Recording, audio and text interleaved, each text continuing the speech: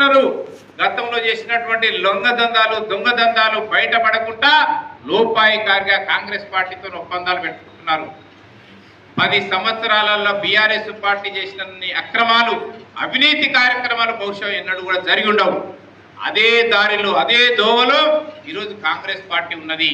వాళ్ళు చేయగలేని మేం చేస్తే ఏమొచ్చిందని చెప్పేసి ఈరోజు కాంగ్రెస్ పార్టీ అదే దోవన వెళ్తా ఉన్నది. మిత్రులారా, ఆలోచన చేయాలా. బీఆర్ఎస్ పార్టీ అధికారంలో ఉన్నప్పుడు వాళ్ళ అవినీతిని అక్రమాలను ప్రజలకు ఇచ్చినటువంటి హామీలు అమలు చేయటంలో విఫలమైనప్పుడు ప్రజల పక్షాన పోరాటం చేసింది భారతీయ జనతా పార్టీ.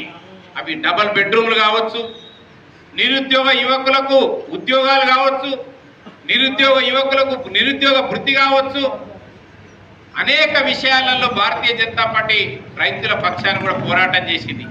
కానీ కాంగ్రెస్